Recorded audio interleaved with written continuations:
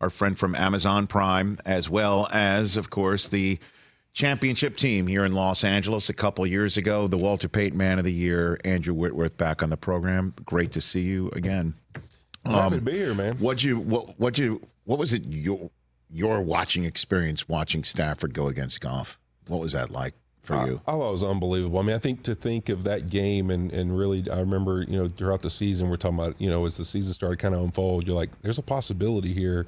Rams make a run and get in these playoffs. They're going to Detroit.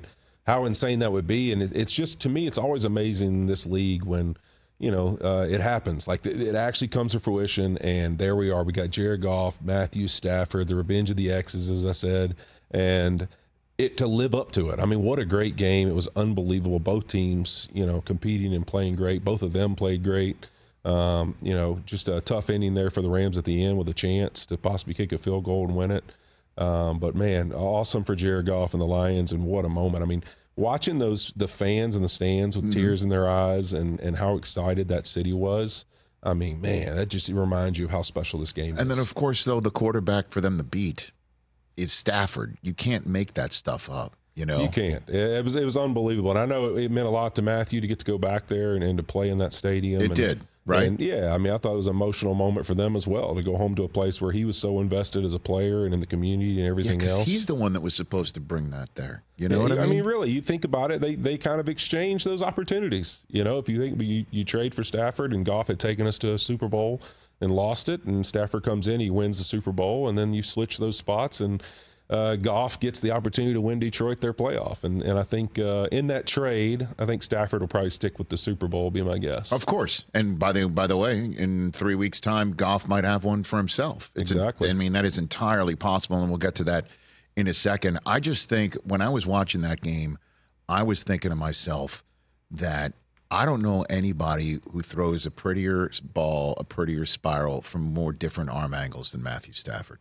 He was slinging it. He was spinning it, man. Like he brought it that night. It's mind-boggling sometimes, how the way you can do it. And then also to me, it's like some of them, it's a rollout to where it's happening so fast that you're like, just in his mind to think about where he's putting his eyes and never looking and throwing from these crazy angles. It's almost like he has to have practiced or had a mentality of, hey, when I get out here in some of these situations, this is what I'm going to do, because he does some of these no-look things so quick. It's not like it's something he has a chance to even set up. It's crazy to see how good he is and how accurate he is being able to do it. I think, were we there, Chris, that Thursday night? Because we started doing shows from Thursday night games when we were back in the DirecTV days. Yep. Were we there for like the first McVay, Goff, and up in San Francisco, Shanahan 49er games? That was a shootout game. Todd Gurley went nuts, I think, that day. Yep. It was like 48, 40 something or other. Oh, yeah. And you were on the field that first year there, yeah. Right. And now look who's going back to that spot with the Lions to try and make the Super Bowl. He's going home to the Bay with a chance to go to the Super Bowl. I think it's another opportunity here where you see almost the script of Goff, right? He gets a chance to have Matthew Stafford and the Rams come to Detroit and beat them, and then now he's got an opportunity to go home to the Bay and get his chance to go to the Super Bowl as a Detroit Lions quarterback. They got a tough task beating the Niners in San Fran, but what a special moment it'd be for him. So, listen, obviously he could speak for himself. He doesn't need a former, blindside protector to speak for him, but I'm going to ask anyway. What do you think this would mean for him, for Goff, to go take the Lions to the Super Bowl in a way that, again, Stafford did not, after Stafford took you to a Super Bowl podium in a way that he could not? What do you think this means for him deep inside? Because he doesn't usually wear that stuff on his sleeve or verbalize it. Yeah, he's probably not going to talk about too much about what it would mean. But, I would say for Jared, it's one of those things I always said when the Stafford trade happened, was it more about timing and the rush of the Rams to really, we want to win right now?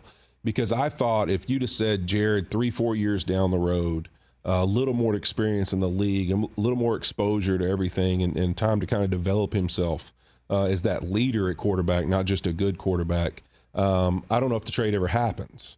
But because of the timing of really where Jared was, where Sean was, and then Matthew, availability comes, the Lions allow him to seek a trade, it happens. Because I think now this gives Jared the opportunity to show, like, really to the world. Like it wasn't just, and I've said this, like he played great quarterback for the Rams. I mean, you go back and look, I mean, took him to a Super Bowl. We won division championships, everything. It gives him a chance to validate who he is as a number one pick and what he was all about, and really prove to people that, hey, I may have been traded, but it was more of a decision of, if you want to call it, where each team was and their, relative aspects of life at that moment as a teams and as franchises. And this is a chance to vindicate exactly who I am and show people I'm the real deal. And I think for Jared, he's doing that, and he's continued to do that as a Lion. I think he's grown and matured in a way it's been awesome to watch, to see some of these moments and how he stepped up and thrown it. You look at the Rams game to close it, throwing the football in that situation, that shows the trust and belief they have in him as the leader. And then at the end of this game, I thought it was crazy. Just, some of those situations, they were going for it. I mean, you're up a touchdown, you think you'd be safe. They got down in the red zone. First thing they did is take a shot to Amon St. Brown in the corner of the end zone for a touchdown to take a 2-score lead. That was a beautiful dime. Oh, I'll never forget it, because I stepped out of the living room, Rich, and I hear my wife go, "What are they doing?" She was upset because she's like, "All right, all they got to do is get a field goal. Yeah. Let's eat some clock." She's an O-lineman's wife. Run the football 3 times. Run the football 3 times, first and goal. If we end up with a, field goal, we're up 2 scores, let the defense handle the rest of it, right? No pressure. And they drop back, and I hear her be like, "Whoa, wait a minute, they're going to throw it." And then he drops a dime. I mean, unbelievable throw. But that shows the faith they have in him, and really the confidence he has in himself too. Yeah, and again, just to go back to that trade, I mean, we in your reaction to it, because we had Goff about a month plus ago, and I asked him, "Hey, you're the perfect person to ask.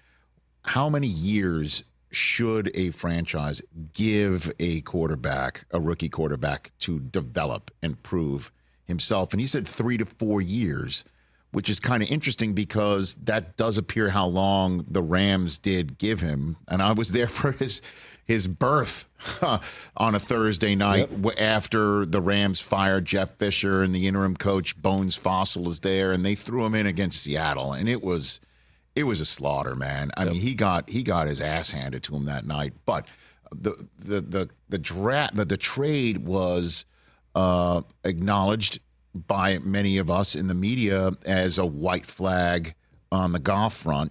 Let's get him out and send him to Detroit, which will never be building around him. They're going to build around the 2 firsts. Normally, when you trade quarterbacks, Andrew, you trade 2 to get the quarterback you want. You don't flip the quarterback with the 2 firsts too. Like, you don't normally get a franchise building quarterback and 2 firsts for the quarterback you're coughing up. And that was basically an indication to a lot of us in the media. Well, Goff he's the throw-in. Yep. Not the 2 firsts. He's the throw-in. And now look at him. That's why I want to know, like, what's going on in his head. He must be like, damn straight, I'm Jared friggin' Goff. That's what I think. I think you see it more in his personality this past year. I've thought we even had that moment on Thursday Night Football where he kind of claps back at Ryan Fitzpatrick, for calling him a poor man's Matt Ryan, which I thought was like, I think Ryan meant it as like a compliment, like you're not there yet, where Matt Ryan, the longevity of his career and success. And so, but it was great. Did he say I'm a rich man's Ryan Fitzpatrick? Yeah, exactly. But I thought it was great because it's who I know off the field. Like he is a little chippy, and he is like, he'll fight back if you say something. Like, we're on the golf course and, he gets chippy on the course. Like, he's a guy who's going to get chippy with you, and he's going to say things and get fired up while he's playing. And so it's fun to see some of that come out in the public. And so I think it'd be interesting to hear how much he'll really say about it. But I think for him, he's got to be thinking, man, you damn straight, I'm exactly who I thought I was, and I'm getting the opportunity to show people that. Any sense the fact that he's been through the wars as a Ram against the Niners, does that mean anything in this game or not really? Because I think he knows what he's going to have to deal with, in the sense that how this defense is and how they build off momentum and you making little mistakes. I mean, you look at San Fran, they're able to create a lot of pressure with that front. Obviously Fred Warner's just an insane football player. He's absolutely crazy. He's everywhere. He is, and Greenlaw's exceptional as well, and they do a great job. And one of the things they do really well there is that line and that front and how they play. With the energy and the passion they do, they can create almost you feel like there's more people on the field than there is. And you got to learn how to calm down and make the plays and don't go in there and make simple mistakes, because that team, more than any, builds off of momentum. If they get you to make mistakes, Next thing you know, it's 21-3, and you have no idea what happened. I mean, that's their kind of style of team, and so he knows what he's going to have to deal with and what they've got to go do well. Do you know Dan Campbell at all? I mean, well enough. Okay. You know. I think following him enough. I think he's so intriguing. I've followed him tons since he got the job, and man, I think that he is the man built for these opportunities that they're in. I mean, you look at his character and how he's really led this football team, and really spoke a lot of this into their heads from training camp. You go back and look at these videos where he's continuously talking to them about where they're going to be and what they're going to be going through. I think, to me, that's one of the biggest things in the league that people lose, is that leadership right there, that ability to speak things into players' minds of who they are and what their team's about, and continue to carry that message. He's done a tremendous job of it. What did you take out of San Francisco's Saturday night win? What was your takeaway from that? Well, I think we've seen, I mean, you really could relate Baltimore and San Fran very similar in the sense, you know, you kind of pulled off in week 18, you get a bye week, and you come back out, and it's just a little sluggish. It doesn't look like you really would have expected those teams to look. But I think you look at both those teams, they survived both those opportunities. I would say Baltimore came out in the second half and really became who they are and who we expected.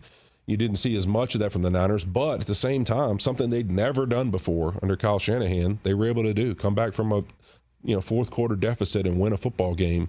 You know, so I think that really seeing that, they've got to have a lot of confidence that, hey, we played about as bad as we're going to play.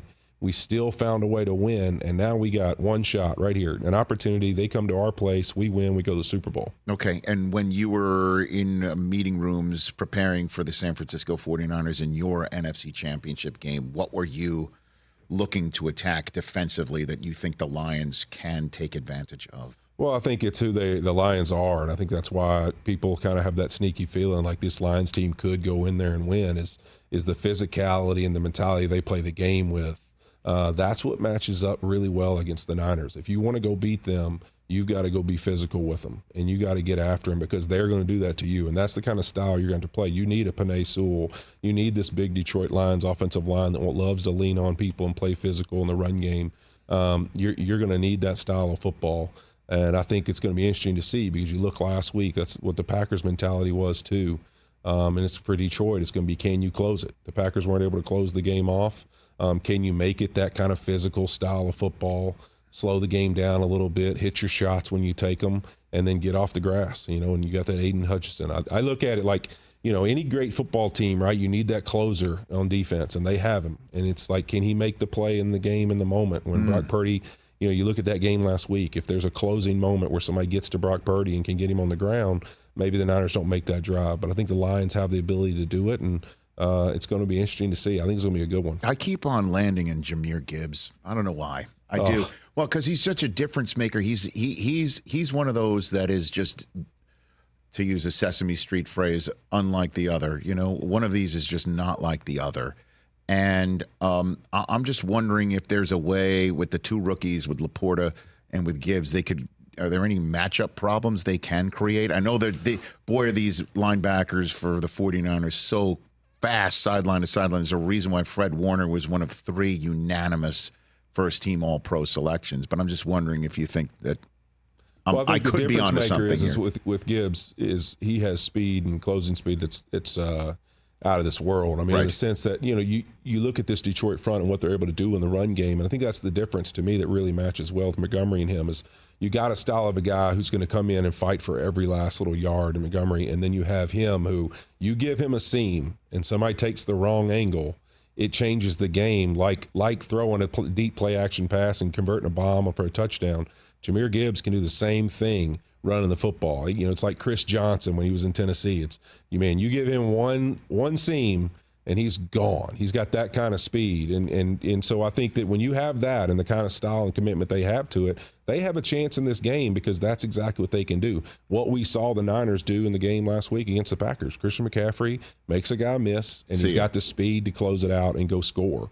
And I think Jahmyr Gibbs has that same thing. So that's why I think this is going to be a great football game. Andrew Whitworth here on the Rich Eisen Show. So, I'll ask you the same question I asked Dan Orlovsky in the first hour of this program, did the Chiefs not only find the switch but flip it? Are we officially flipped on as a potentially dynastic defending Super Bowl champion, or what? What do you got? Listen, one thing I've learned throughout this year and even last year is never pick against the Chiefs. I continuously do it, though. I fall into it every time. I was full on board. I fell into the trap after the Raiders game. I was just, hey, you know what? There's no way this team makes a run this time. The Christmas Day loss to the Raiders, and the one that got me, though, is I've been saying from this chair over and over again, do not let the Bills in the tournament. They're that dangerous team. Don't let them in. And the team that first opened the door for them or stuck Kadarius Toney's foot in the door was the Chiefs. And I thought to myself, there's just no way they're finally going to get the Chiefs in their building and lose. And I was wrong. I was flat out wrong about it. Well, it's another amazing job by Andy Reid. I mean, really, you look at it. What do you do? What do you think? Well, I mean, I think you look at it in that game. They went to 13 personnel. They committed to running the football some. They really converted in the pass game out of it as well. I mean, for people who might not know what 13 personnel. So they put 3 tight ends on the field. And you know, I think, to me, you look at it, I think even in the second half last year in the Super Bowl, there was an intent of we're going to have to play a physical style of football game to win this game. Mm-hmm. And, you know, all year I've been kind of wondering why I haven't seen a little bit of that out of them. And sometimes, like, with guys like Andy Reid and a guy like Mahomes, I just wonder some of these coaches that are like, you know, we're good enough to get in. And then when we get in, I'm going to kind of give people a little bit different style of what our approach maybe to attack teams will be. Because it sure seems like all of a sudden this week, he had an intent of we're going to use these 3 tight ends. We're going to run the football with them. We're going to build play actions and passes off of it. And they were able to dice the Bills up with it. And maybe it could be just because of how beat up the Bills were. He felt like that was something they could do. But I'll be interested to see if we don't see it again this week. Well, I mean, yeah, clearly the Bills' linebacking core was exploitable in a way that the Ravens' linebacking core will not. But doesn't it make sense to have fewer wide receivers on the field? I mean, that's kind of what I mean, and that's why it's been interesting to me all year through the struggles they've had. They continue to take the approach of we'll get better or it'll improve instead of just adjusting to, hey, maybe we change up personnel groupings of how we actually go about the games. And so I think it's interesting to see him do it now in these big moments. Now, I also think that the caliber where the Dolphins were with the amount of players they had lost, the Bills this is going to be a much different challenge, taking on the Baltimore Ravens in this defense, because I think you actually finally are playing 2 teams that are really healthy, and we'll see how it plays out this week. So can you give me your best analysis of what Todd Monken, the offensive coordinator in Baltimore, has changed that has elevated everything and obviously allowed Lamar to become an MVP player, what appears to be for a second time? Well, I think one of the biggest things that we kind of said that when he took the job, that was going to be really the development of Lamar Jackson again as a quarterback, in the sense of them being balanced offensively and finding different ways to attack you, and not always being one style that they were going to attack you with, whether it be things they'd done in the past under Roman or not, just finding more balance in their offense to where every week you felt like, man, there's different ways they're going to go after teams, and it doesn't mean there's one personnel group or one style we're going to play with, and you've seen them do it all year. But I think the biggest thing to me has been the adjustments. Like, throughout a game, you can tell Monken is the real deal, and he has a feel for, all right, if this is your plan for how you're going to play us, I have some plays or I have some adjustments throughout the game we'll make, and we'll be able to attack you.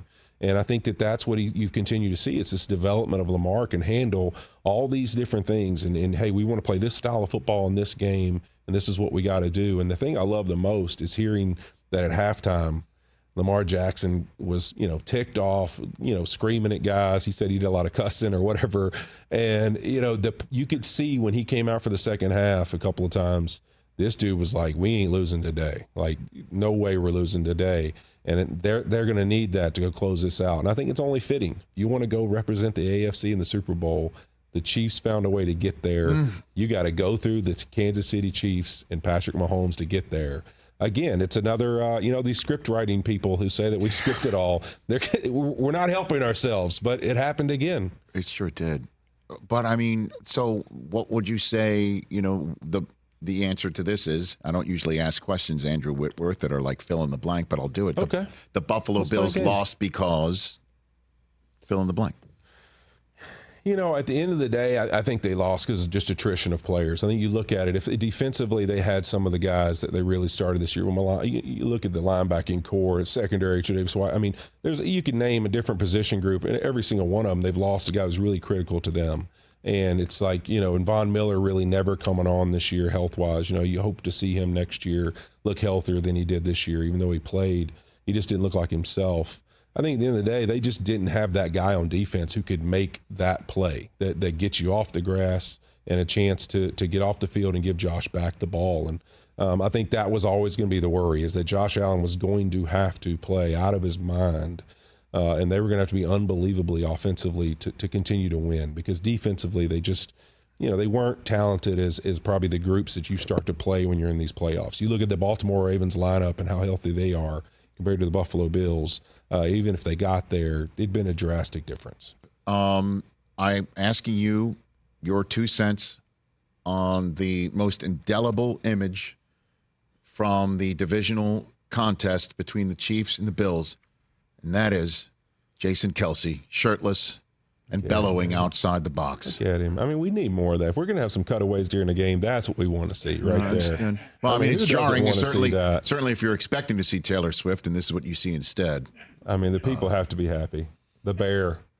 That's the bear. Look at that right there. That was an all-timer. So do all offensive linemen have this within them or no? I think they do. I think that's the best part of the sport right now with sports media is that you got more linemen getting involved and in the spotlight. Well, he and might this be next. guy is a great testament to that. He's going to be fantastic at it, and he is a lot of fun to be around, that's for sure. Well, I mean, did you text him after you saw that? Oh, yeah. I've texted him all about that. And what can you share with us? He felt like it was hot in there, He's just ready to cool off. That's all it was. Is that his line? It's what Chris Long said, it was hot. He said, what's up with that? He goes, it was hot in the box. No, I asked him about the ball. He went out to the tailgating area. He did the bowling ball shot, which I did when we did TNF, me and Ryan Fitzpatrick. And so, he did all the things. He got into the tailgate antics. He didn't have the pizza that's cooked in the cabinet. Okay. I told him he missed out on all the chemicals that are clearly coming out of that, but I did it, so I feel great. Great. Though. Okay. I'm still here. So, well, listen, you have your off-season workout program, and as we saw in that photograph, he has his. Yeah, that's a great first step. That's what I texted him. Actually, is like, hey, great first step in your off-season workout program. That's it. I approve. Oh, by the way, Art, but make it sports. Have you seen this? Yeah, this is crazy. That looks like a painting from 1654. That is pretty good. It is that. God, I love the internet. Social media is the best.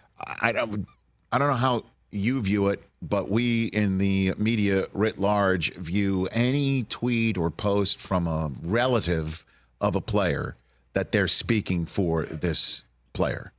And, CeeDee Lamb's mom tweeting out, Dak isn't it.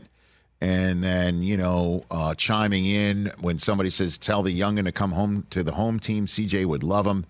She wrote, I wish he would. CJ is great. I mean, then Micah's brother chimes in about it, fire everybody. And if Dak doesn't take $40 million up, next Trey Lance, Dak's brother chiming in as well.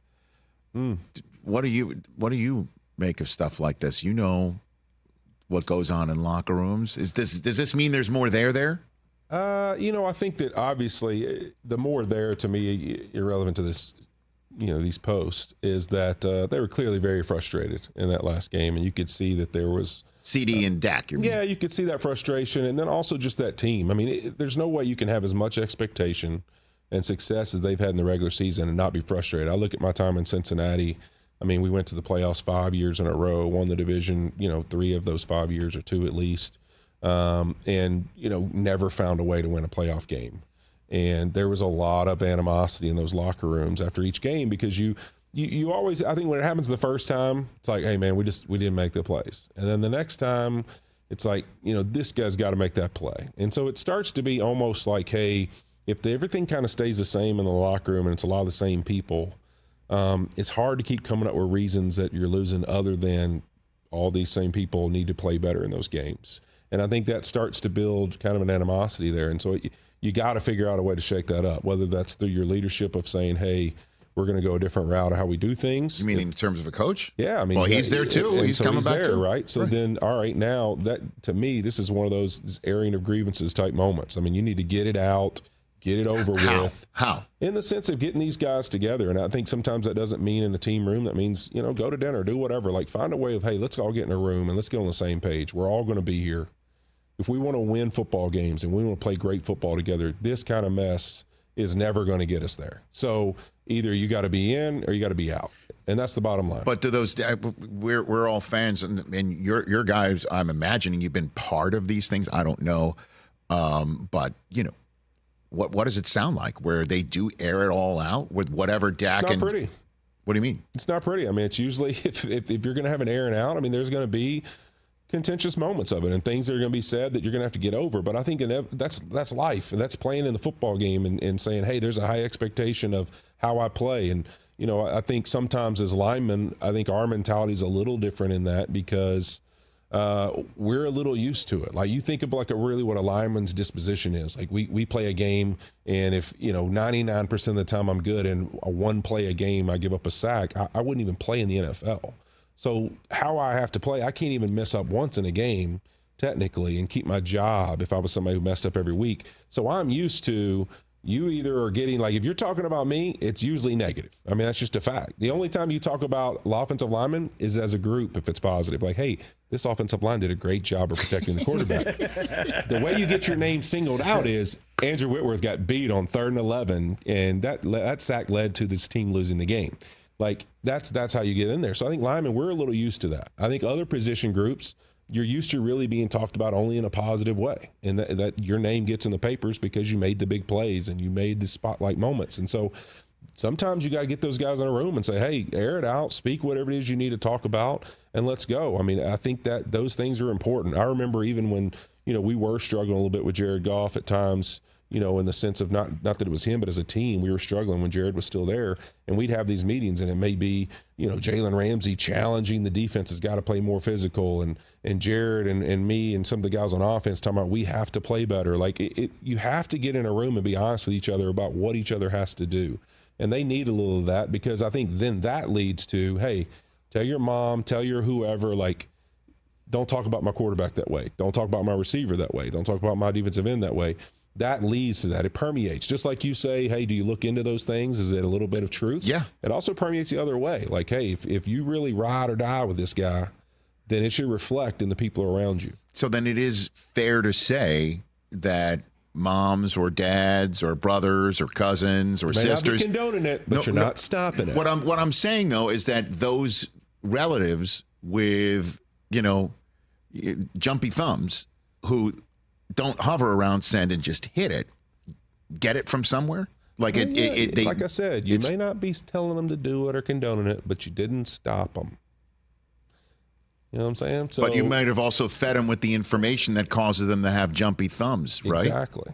So especially if you get tagged in it or any of that kind of stuff. Like, to me, in that situation, like, I'm going to tag my family member right back, like, hey, chill out. Like, that ain't true, or, don't tweet that again. Like, I'm going to call them back out in person. Yeah, because heck yeah, if you really ride with the guys you say you do, like, that's one of my things in the locker room. Like, don't say that and you're really half in, half out. Like, hey, if it goes good, I'm in with you. If it goes bad, I'm not. Like, to me, that's not what you ever want to be. To me, that's fraudulent. And to me, as a player, that's the worst thing you can be.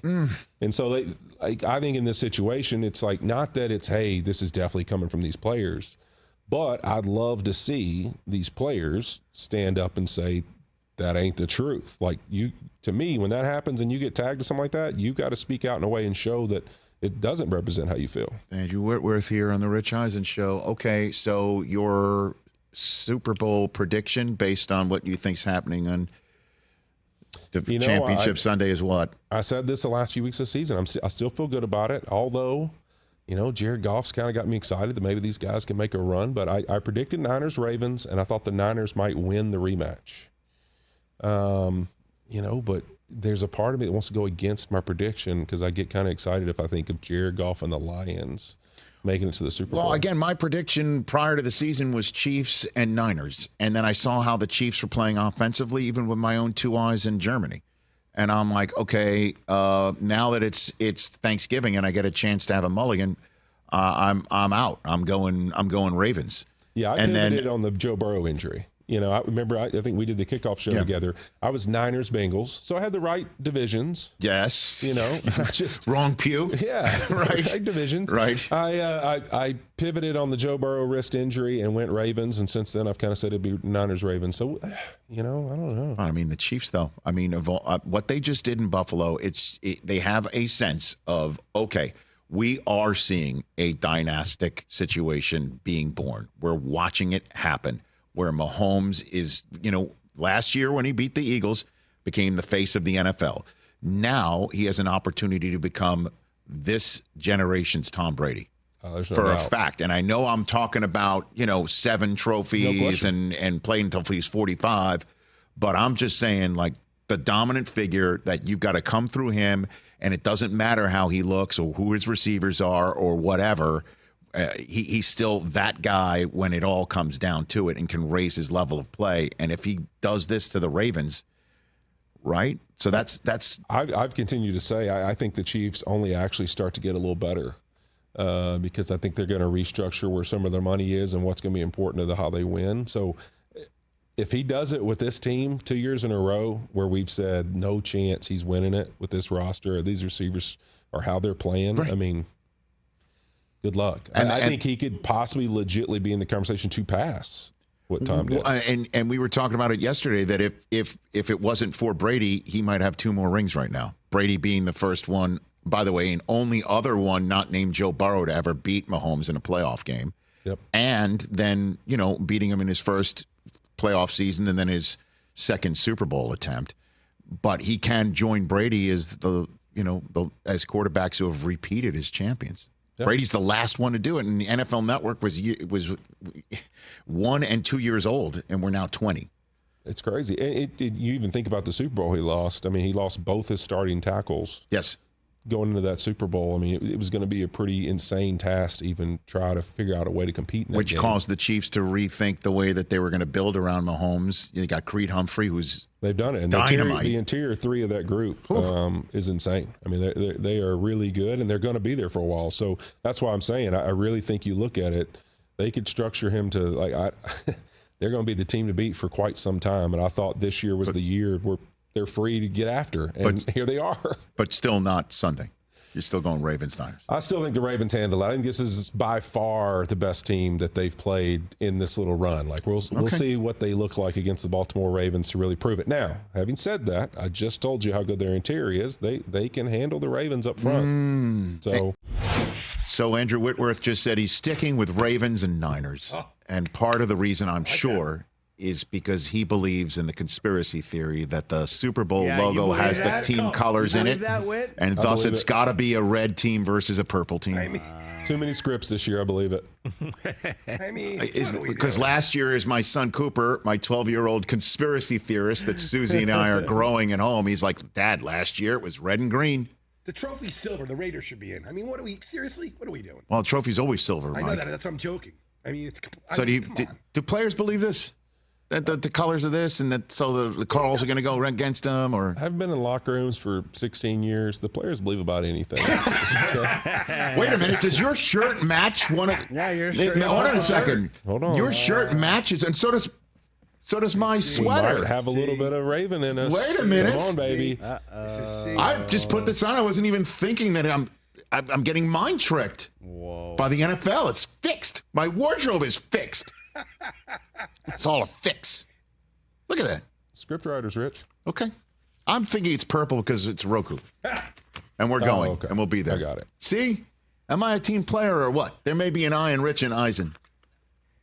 There's one in Whitworth as well. Catch the Rich Eisen Show every single day on the Roku channel, 12 to 3 Eastern, for free.